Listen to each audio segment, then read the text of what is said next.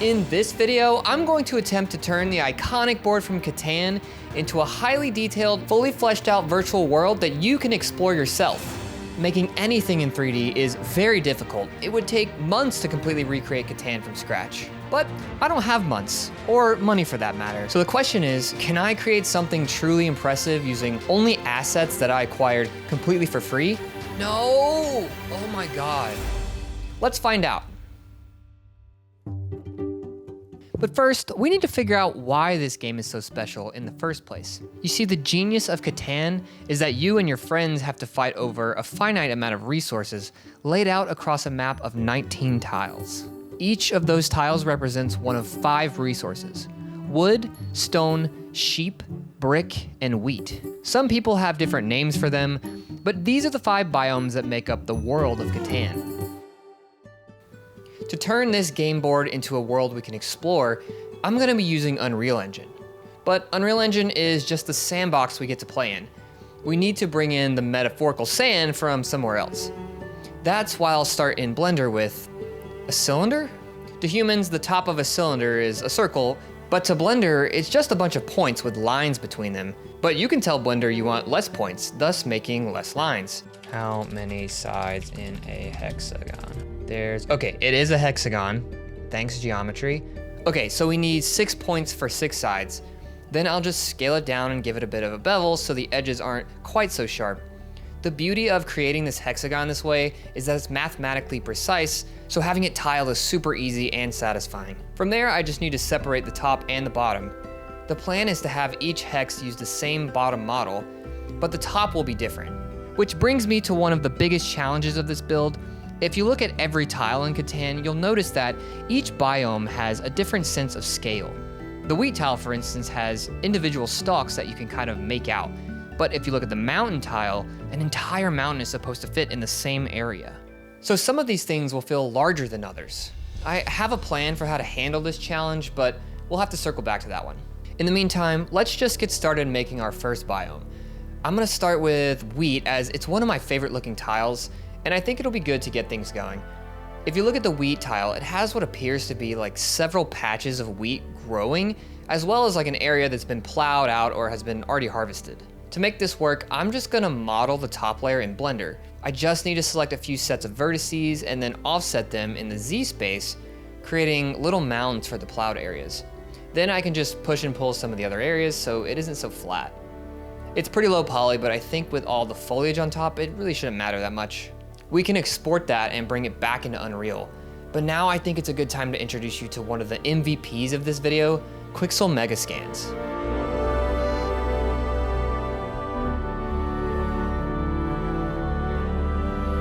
So we want to do this with all free assets. So the biggest thing I think that's going to help us is using Quixel Megascans.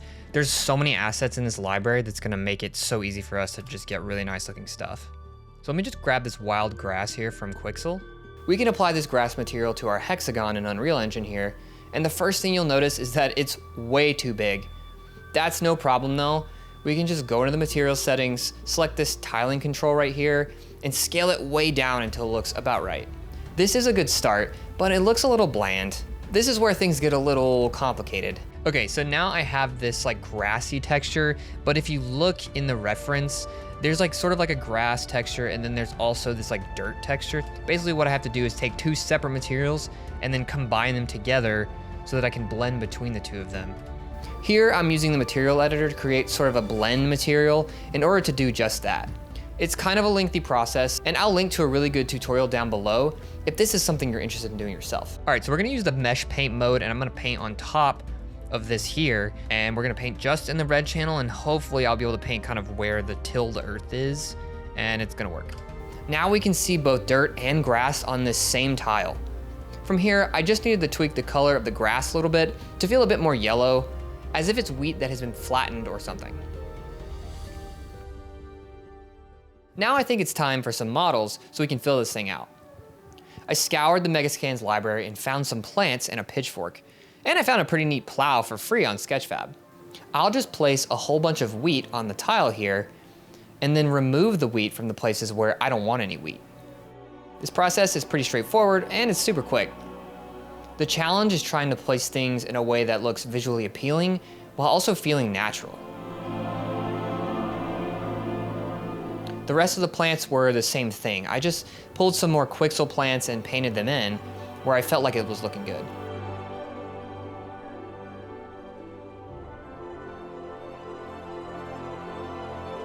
Now, up to this point, my plan was only to make 5 tiles and then duplicate them across the larger map once we stacked them all together. This, to me, seemed like a much easier task than trying to make one massive map and trying to make the same tile over and over and over again. The only problem was, I didn't really know this technique doesn't work that well for foliage. And I want to do, down here, level, create level instance. Whoa, what the heck happened? This setback was absolutely infuriating, as I couldn't undo what I just did, and to be completely honest, I still don't really know exactly why it happened this way. I will say though that sometimes mistakes lead to good things, because once I was forced to redo the foliage, the final result was actually something even more impressive than it was on the first pass.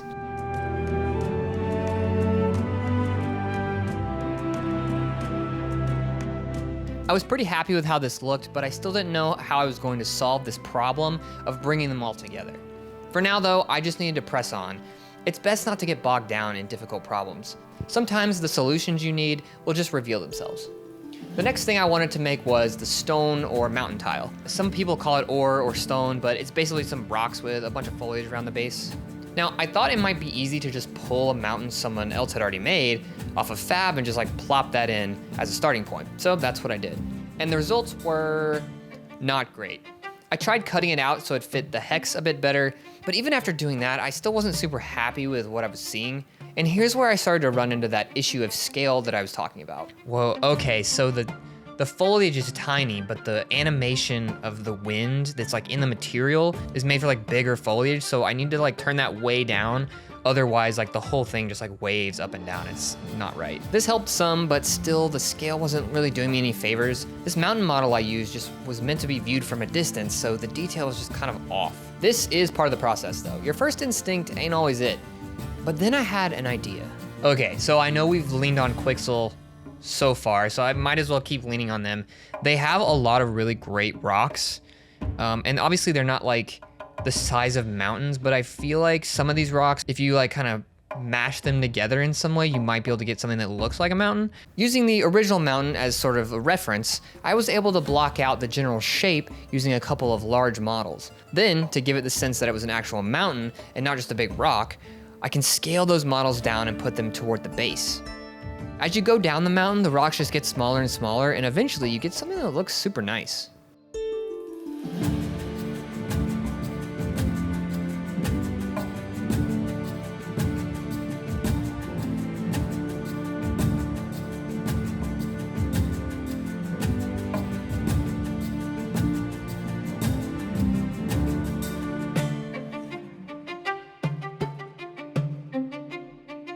From here, this is where I got a second win on this tile.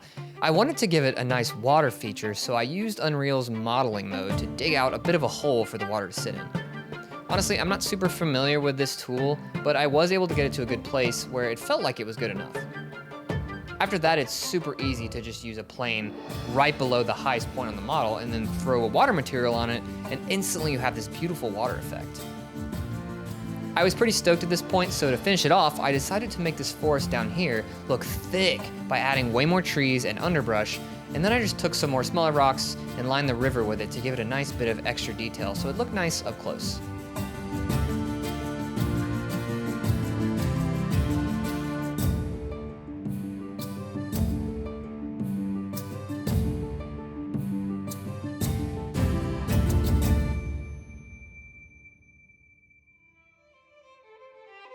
This was looking pretty great, and remember when I said sometimes problems just work themselves out? To make it easier to focus on what I was doing, I decided to build this tile in a completely separate level than the first tile. Now for some reason, if you build and save the level, rather than try to use the in-editor tool, the level retains all of its positional data that's controlling where the foliage go. So luckily, I gave it another shot and decided to see if I could stack these two tiles, and the result was actually completely amazing. The two tiles stacked together looked so good. I couldn't wait to get to the rest of them. I started to think that this thing was actually gonna look cool when it was finished. So moving on, the next two tiles were honestly pretty easy.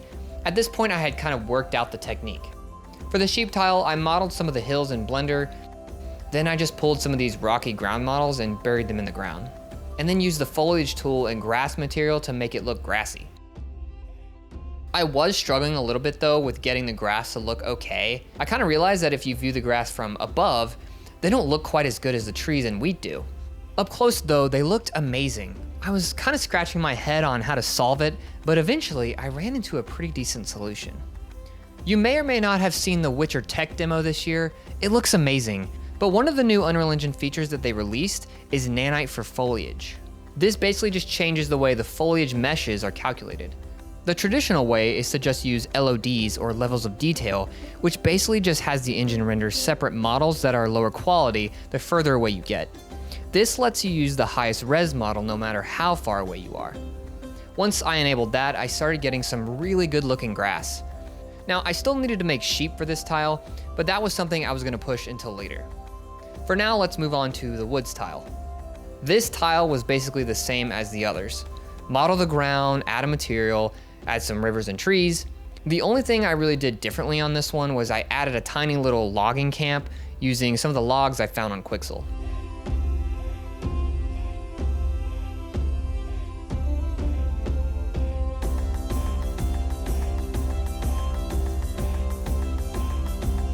At this point, I was on a roll, but little did I know the next tile would be the one that would nearly break me, as it was absolutely the most difficult tile of all.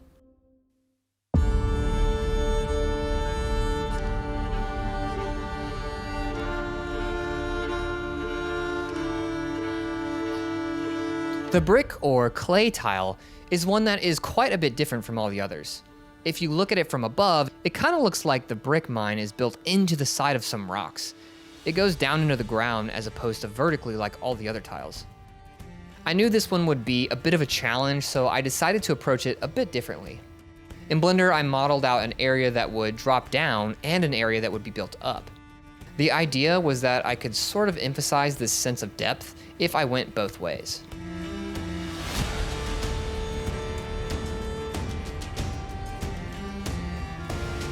The plan was to use these quarry pieces from Quixel to follow along the path that I had laid out. It's possible that I got the scale wrong, but I wouldn't really know until I started laying things in. So I pulled in as many models as I could find, and I went to work. I tried to pay special attention to the edges of the ground that I had modeled. This process is really time-consuming and tedious, but the only thing you can do is trust the process here. As I went, I tried to match the material colors as best I could. It's really hard to get them perfectly matching as if they came from the same spot of the earth, but I think I got it pretty close. Eventually though, I did run into a big problem. From far away, that looks not horrible, although I feel like there's a clear line between my model and the 3D scan, so we gotta figure that out. Now, in case you hadn't noticed, my creative strategy is always to pivot to something else when I hit a roadblock. So I decided to just lay some rocks out on the ground to help break things up while I thought of a plan. It was my hope that maybe it just needed some more detail to look a bit better. And some parts did actually start to look pretty good. Eventually though, I knew I would have to solve the other issues, so I tried to take some flat rocks and model them to cover up the edges between the photo scans and my model. That worked okay-ish, but I still felt like we weren't seeing what I wanted it to be. But then, after a bit of searching, I found something that might just be what I needed. For the walls, I was using models that just stopped at the top, but then I found this limestone slab, a full 3D model that isn't just a facade. It turns out it was exactly what I needed. Once I started laying different versions of that model on top, everything kind of started coming together.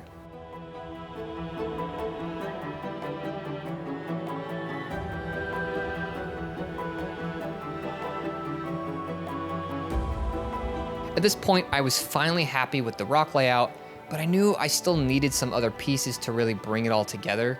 I pulled some mine assets from Quixel and started laying in just a little scene.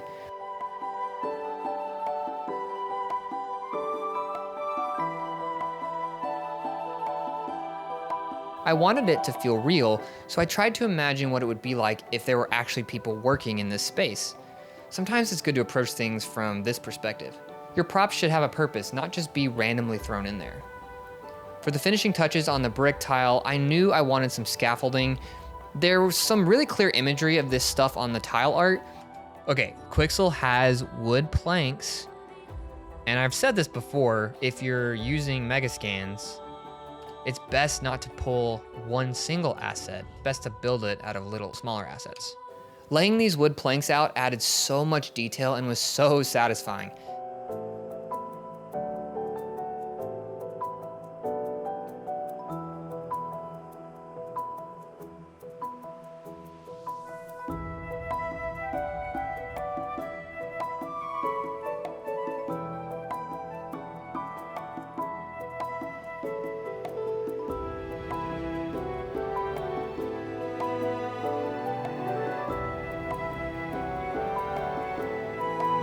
Every little element I added made this tiny little world feel more real and more lived in, and then the unthinkable happened. That was the first crash we've gotten.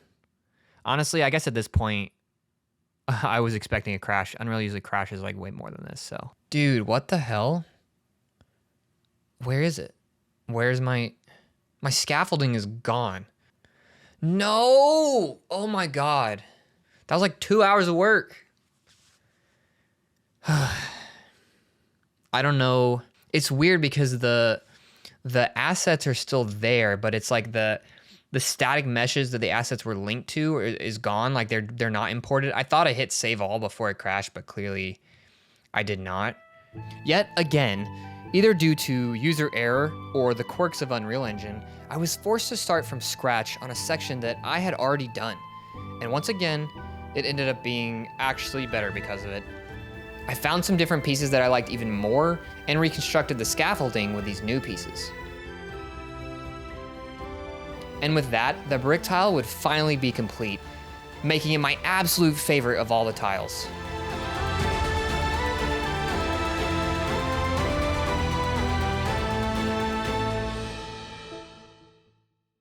Now, I'm sure you're ready to see all the tiles put together, but before I show you that, there is one final tile that we have to take care of. The desert tile. In Catan, this has no resource value, but I still wanted to make sure it looks good nonetheless. I started off with the same idea I had for the mountain tile, but this time I found a fantastic model of some sand dunes someone had put up for free on Sketchfab. Thank you, random internet person. I just trimmed it up a bit using a Boolean in Blender and then dropped it in its base. And finally, after a sandy material and some palm trees, we were finished with the last of our Catan tiles. Finally, it was time to assemble this bad boy. And let me tell you, the satisfaction of clicking every one of my finished tiles together was immense. Using the top-down view, I dragged each tile's level into one giant level and made sure to line their locations up precisely. After referencing the game board a few times because I clearly couldn't remember how they were supposed to go, I was able to get everything lined up absolutely perfectly, and boy, it was feeling better than I could ever have imagined. All that was left was to add the final touches. I used Unreal Engine's built-in water system to add an ocean, and then sculpted a terrain to give the waves the proper depth. I found some sheep online and plopped those bad boys in there, making sure to loop their animations. I also found this medieval docks pack, which technically was free on Unreal Engine Store when I downloaded it, so please don't come at me in the comments. This was perfect to make the little docks and boats for the edges, and it even had some house models that I could use to do the settlements. I just added some ground and roads to the houses, dropped them on the map, and then we were done.